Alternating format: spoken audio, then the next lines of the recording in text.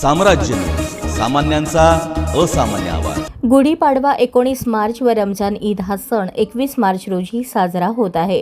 त्यानंतर 23 मार्च पासून जिल्ह्यातील सर्व गॅस एजन्सीने गॅस वितरणात एकसूत्रता राखण्याकरता गोदाम, गॅस एजन्सी व इतर ठिकाणांहून गॅस सिलेंडरचे वितरण करू नये।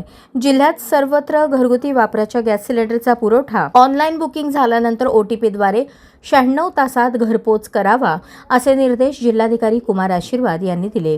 सोलापूर जिल्ह्यातील गॅस वितरण आढावा बैठकीत जिल्हाधिकारी आशीर्वाद मार्गदर्शन करत होते। यावेळी जिल्हा पुरवठा अधिकारी संतोष सरडे, अन्नधान्य वितरण अधिकारी ओंकार पडोळे, LPG गॅस पुरवठा करणारे जिल्हा समन्वयक अधिकारी भुकय्या रघुकुमार यांच्यासह सोलापूर शहर व जिल्ह्यातील गॅस एजन्सीचे प्रतिनिधी उपस्थित होते।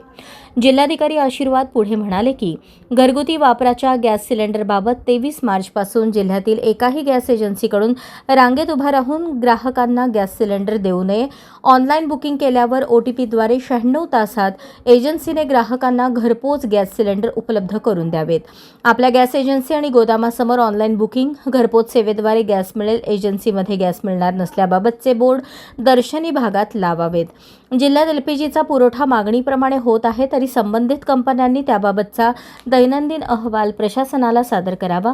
कंपनीच्या स्तरावर गॅस विक्रेत्यासाठी ज्या सूचना असतील त्या लेखी स्वरूपात गॅस विक्रेत्यांना द्याव्यात। दुसरे गॅस सिलेंडर वाटप शहरी भागात 25 दिवस तर ग्रामीण भागात 45 दिवस आहे। त्या नियमावलीचे काटेकोरपणे पालन करावे। गॅस एजन्सीने कोणत्याही अवैध व्यापार होणार नाही याकरता आपल्या कर्मचाऱ्यांवर नियंत्रण ठेवावे। पोलीस विभागाने रमजान ईदच्या पार्श्वभूमीवर गॅस एजन्सीसमोर खरेदी होऊ नये याकरता शहरी व ग्रामीण भागात पेट्रोलिंग करावे असेही जिल्हाधिकारी आशीर्वाद यांनी सांगितले।